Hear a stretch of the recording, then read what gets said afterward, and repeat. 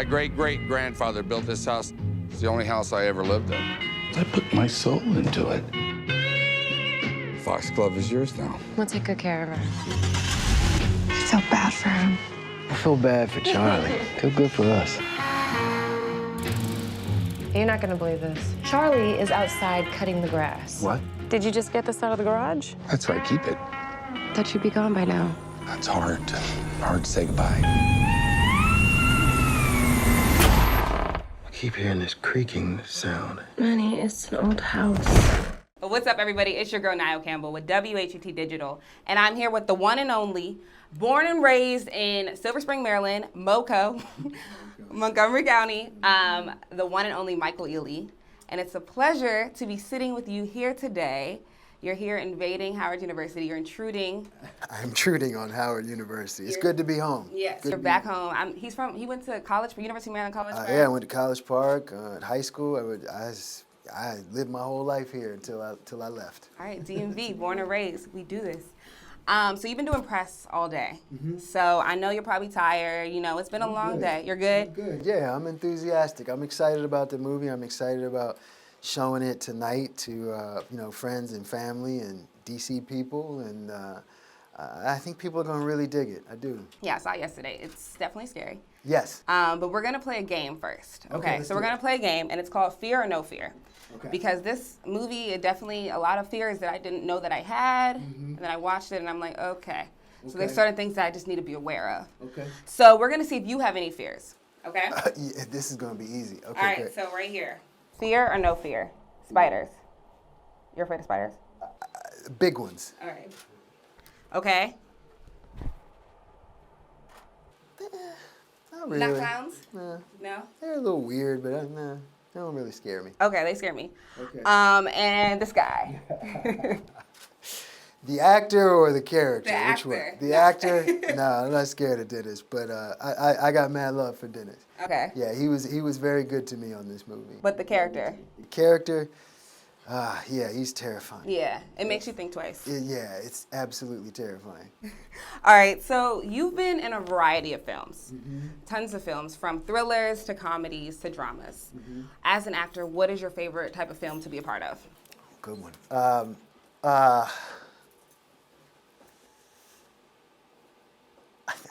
I think I got into the business for drama. The movies that made me want to be an actor were dramas, with the exception of one. There was one movie that was a comedy that made me want to act, and that was Beverly Hills Cop.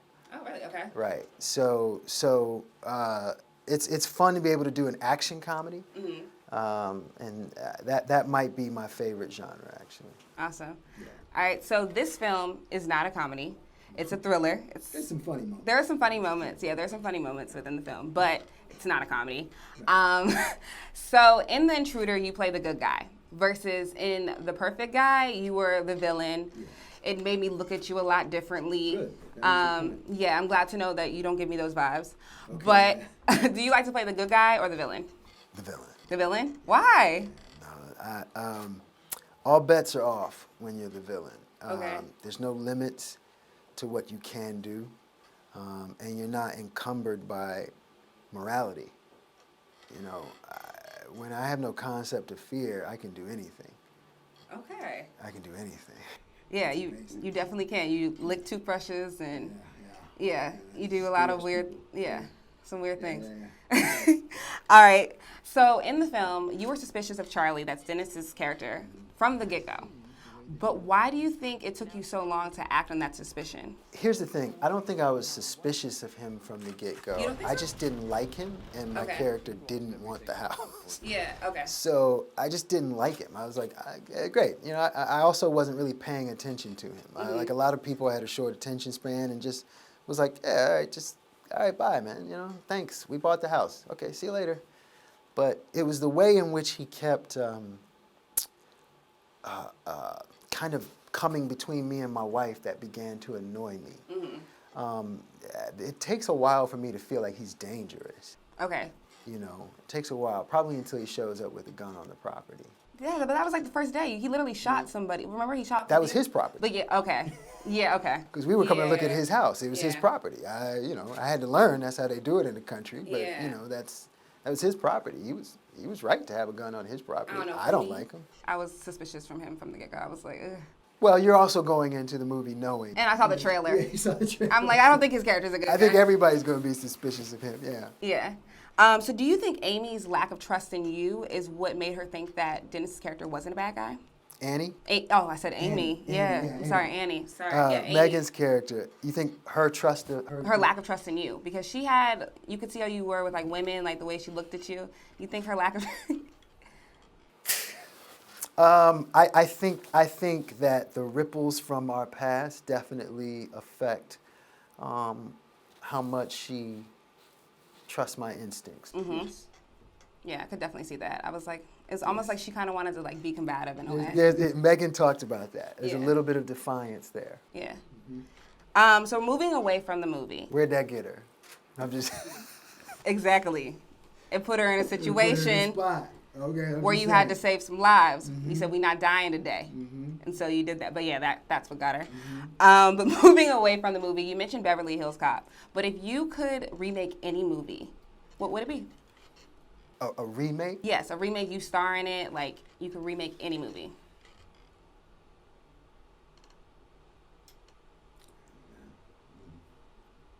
Yeah, I have to say Beverly Hills Cop. Yeah, I'd love to do Beverly Hills Cop or Die Hard. Die Hard. Okay. Yeah, Die Hard. That was one of my favorite action movies growing up. Die Hard. Yeah. Yeah. Thanks. That's a good question. That's a good question. I was reading one of your comments and somebody was like, you should play Malcolm X. And I was looking at this and it's almost scary how much you resemble him, like at least in this photo. But I know Denzel's done it now. But He nailed it. Yeah, he nailed it. So we were like talking about that. Yeah. He nailed it. It'd be big shoes to fill, but if the project was right, I'd do it in a heartbeat. You know, I have yeah. I mean, you got the skills now. You've Appreciate done it. everything. Thank you. So when we see your films, I think what makes you so special is that you highlight the Black experience in like a modern way. So we see and Think Like a Man, Barbershop, The Intruder, The Perfect Guy, but it's all the Black experience. So as an actor, how do you stay away from the Black box, but take time to still highlight the Black experience through film? I appreciate that. I really do. I don't know if I stay away from the Black box. I've never been ashamed to be Black, let alone in a Black movie, so to speak. What's defined as a Black movie. Yeah. And I don't know how you define a Black movie other than Having Black actors. you only market it to Black people. Yeah. I guess. I think there's a certain amount. I think there was a time when a lot of actors, especially in my generation, were trying to cross over so much that they weren't feeding the audience that knows them, right? Okay. And there's a trap that exists in Hollywood when you do that. Okay. You keep trying to step out and be mainstream, so Yeah. to speak. You can get caught out there, and I think now there's kind of a renaissance happening whereby people are making unapologetically Black movies. They just shot, a friend of mine, Lena Waithe, just made a film called Queen and Slim, and she said it's the blackest shit I ever wrote. Really? Okay. Right? You know what I mean? And it's like, that's unapologetically Black. But there was a time when everybody, in quote unquote Black Hollywood was trying to cross over. Yeah, trying for to venture sure. out. Trying to cross over and be in mainstream movies. Yeah. And a lot of that had to do with the fact that there weren't enough films for Black actors to make a living, and Yeah. and there's always this stigma that Black films are somehow inferior. Okay. And I think we're breaking all of that up. Yeah, definitely. I think of like Girls Trip, and you think of like Black Panther and all that stuff. Like that's modern. Yeah. They're unapologetic. They're movies Yeah. that have Black people. Exactly. And why can't that be a everybody thing? goes Yeah. to see them, right? And they're movies that have Black people, and I think this is a movie with Black people. Exactly. And a white person. Yeah. You know what I mean? Actually, there's two Exactly. white people, One of them's my friend. Yeah. Shout out to Joseph Sikora in this one. Yeah, he does a great job. He does. Mike Yeah. is fantastic. He does a great. I'm trying not to say anything. I know. He does a great job. He does a great You guys job. got to see the movie. So last question. You're here on the Howard University's campus. I mentioned that earlier. You're teaching a master class. And so my question to you is, what is your biggest failure? And how did you learn from that? Biggest failure, and how did I learn from that? Okay. Well,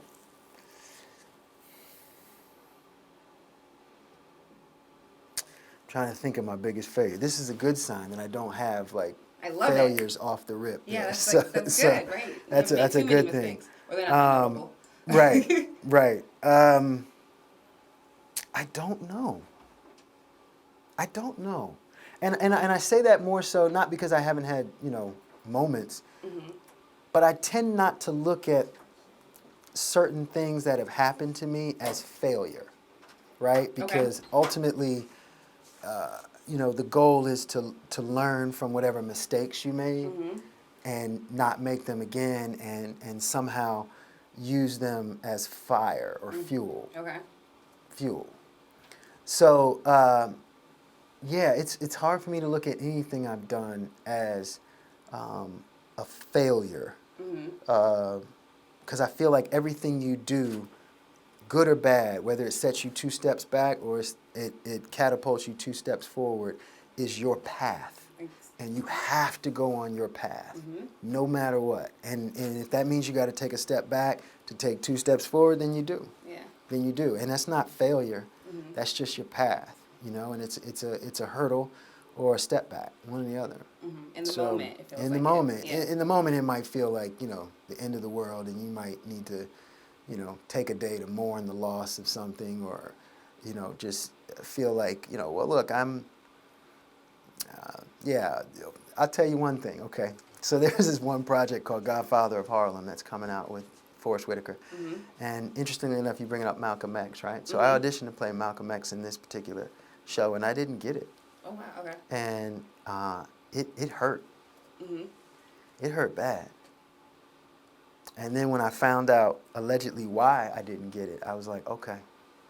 All right. Share that, can you? Okay. Because that's my fuel. Okay. All right. Well, I appreciate you being honest and open about that. Absolutely. There's still times you don't get something, but it's also lessons too. Yeah. Yeah, but as an actor, you learn early on. Yeah. You're not going to get everything. But you have to understand that what's for you is for you. Y'all heard that? What's for you is for you. That's my motto. You got to live with that. That's my motto. All right. All right, so this has been an exclusive interview with the one and only Mocha Reyes. Mocha. Mocha Reyes, the star of the new film, The Intruder, Michael Ealy. Thank you so much for watching, and thank you, Michael, for intruding Howard University. Thank you. Good to be an intruder. Yes.